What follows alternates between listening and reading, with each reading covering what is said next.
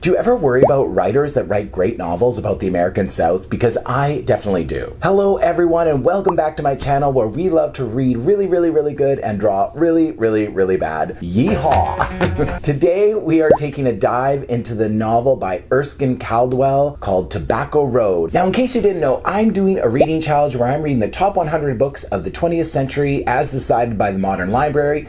If you want to know more, you can find out about those books in the link in the description. Now, if you're into dirty, gritty portrayals of farming life, then this novel might be right up your alley. Published in 1932 is a portrayal of a family that has terrible first names and makes terrible choices. Tobacco Road explores the lives of sharecroppers who live on land trying to grow tobacco, living in rural Georgia during the Great Depression. This book is a roller coaster of, wow, I didn't think that was going to happen, followed by, I think this is trying to say something about what being poor is like. First, a TLDR on this book. Tobacco Road, the novel, revolves around the Lester family, specifically around the head of the family, the patriarch, if you will, Jeter Lester. And if you think Jeter's a weird name, everyone in this book has a weird name. The main driving impulse of Jeter Lester is to grow tobacco on his family's land, and his family has lived there for generations. And they've lived there for generations as sharecropping. And sharecropping, what's that? That sounds exciting. I like sharing, don't you? Spoiler alert, it's not nice. According to PBS, sharecropping was an agricultural system that was prevalent in the southern United States, where a landlord planter allowed a tenant to use the land in exchange for a share of the crop. This encouraged tenants to work to produce the biggest harvest that they could and to ensure they would remain tied to the land and unlikely to leave for other opportunities. Now, if this sounds to you like slavery by another name, you would be right. Now see, rich people thought, if slavery is going to ever end, I need another system where I can somehow make all my laborers unable to leave their job. And if this sounds like an Amazon warehouse, well, probably. A quote from the book reflects the business decision that Captain John made to make it so that he continues to be profitable, and here's something very revealing. Captain John had always treated Jeter fairly and had done more for him than any other man. When Jeter had overbought at the stores in Fuller, Captain John let him continue, and he never put a limit on the credit allowed. Wow, what a nice man letting you run a lot of credit. I wonder why he did that. End soon came. Rather than attempt to show his tenants how to conform to the newer and more economical methods of agriculture, he sold his stock and implements and moved away. Cooperative farming would have saved them all. Jeter's means of livelihood had been taken away, and he was slowly starving. So this is actually in the book. This is like in the first chapter of the book, where the author clearly states that he is a Marxist. Now, they run a tobacco farm, and that's because Jeter's grandfather was a tobacco farmer, Jeter's father was a tobacco farmer, and Jeter's son, Dude, yes, his name is Dude, also plans to be a tobacco farmer. And part of the problem of Jeter's family is that there's many mouths to feed and not enough food to go around, which means that people who are less valuable, like the youngest or the oldest, are often exploited even in a family to make sure that some people survive. But let me tell you, the grandma in this book gets a raw deal. Now, this is a really short novel, and there's only actually two main events in this entire novel. First event is when their neighbor Love stops by with a sack of turnips.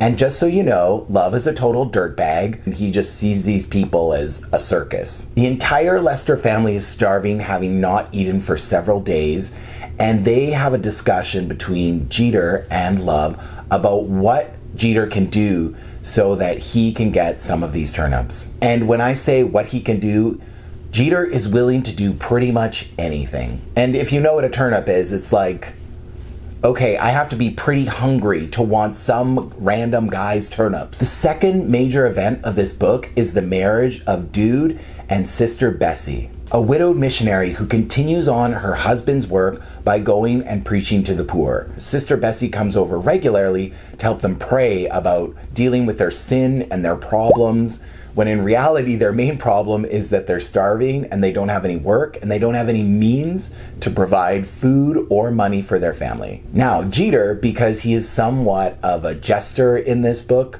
and he is also somewhat of a schemer, he tries to set up Sister Bessie with his son, Dude.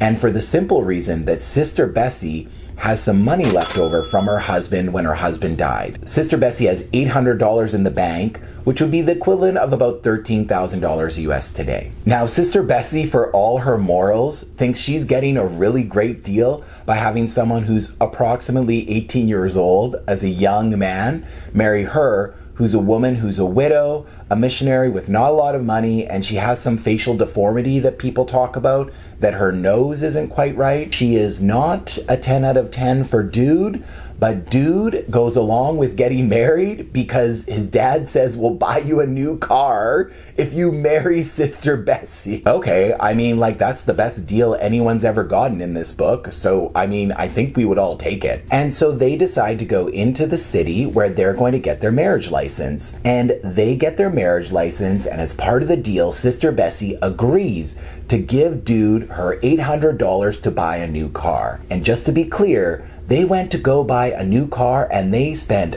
all of the money, not just a little bit, not just like a affordable sedan car. So they go in and blow $800 on this car. But do you know why they bought this car? They bought the car because Dude thought he liked the sound of the horn. What they do is they get in the car and after a little bit of trouble, start driving back towards the Tobacco Road. This car that they bought, it's not gonna survive the Tobacco Road.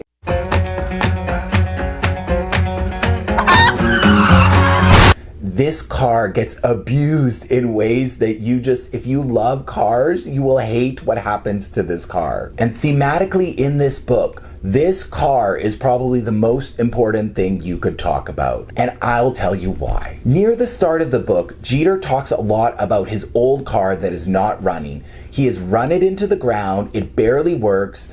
Jeter is an okay mechanic and can fix some things, but he doesn't have money for parts. And the only way to get money for parts is to sell really crappy firewood called blackjack. And he says, if I had a better car, I could sell more firewood in the city, whereas if I have to walk to town and take the firewood, I can only take so much. So if I find someone who wants a lot of firewood, maybe I could sell a lot and then I could start making money and then we could all be good. So once they get this fancy new sports car, Jeter starts treating this car like it is a farming vehicle. It eventually ends up being just as broken down as Jeter's old car. And why this is important as a theme is to show that when you're in poverty, they have habits and they have beliefs that are preventing them from rising above whatever it is that got them into poverty. And in this particular case, it's the Tobacco Road. This road is not meant for this family to survive or thrive. And the people who had lots of money got out a long time ago. So thematically, you can say that this book is about three central ideas.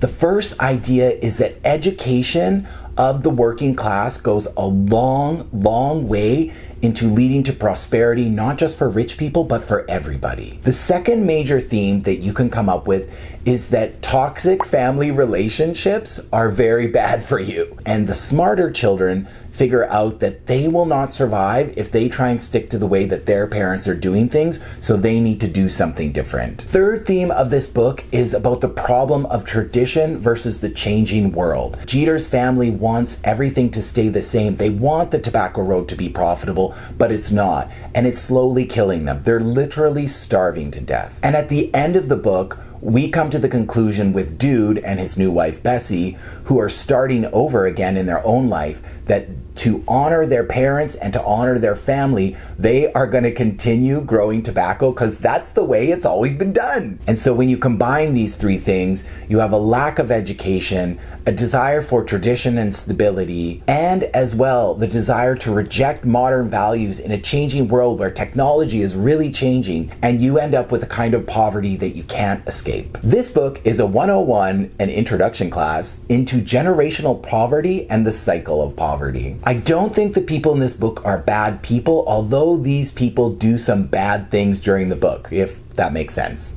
In the case of Jeter and his family and the new car should have been the perfect opportunity for them to slowly rise out of poverty and find some way and some form of work that involved the car, because a car is very valuable. But instead what happened is, like most cars, it depreciated immediately in value after it left the lot. There are many mentions of how hard it is to farm on this land in this book, and that's something I really love, because if you understand anything about farming, not that I'm an expert, that the soil and the base of what you build your foundation of your farm on really matters. And the farmer in Jeter can't accept that the land could be a failure, because I think that means he would have to accept at that moment that he was a failure too. If he talks enough hustle, if he's motivated enough, if he's crypto coin bro enough, then eventually something will work out for his family and he will have a way out of poverty. He just needs some sort of get rich quick scheme. If you enjoy shows like Breaking Bad, this is kind of like the southern version of Breaking Bad. And as a bonus, it's a short novel, so you don't have to stick around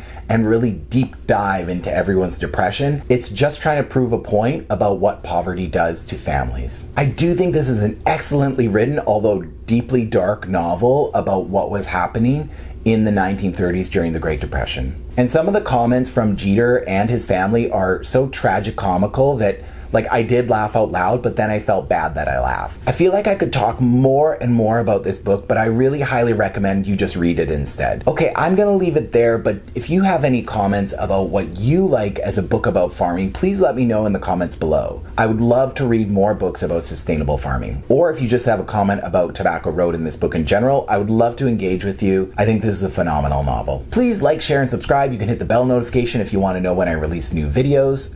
It's usually once every 2 weeks. Sometimes it's once a month, depending on my schedule. Okay, that's all for me this week. Next time, we are going to be moving from the farmland to the magical, mysterious land of India in Midnight's Children by Salman Rushdie. I'm quite looking forward to that one. Can't wait to talk about it. Okay, thanks very much for watching. And as always, stay curious, stay reading.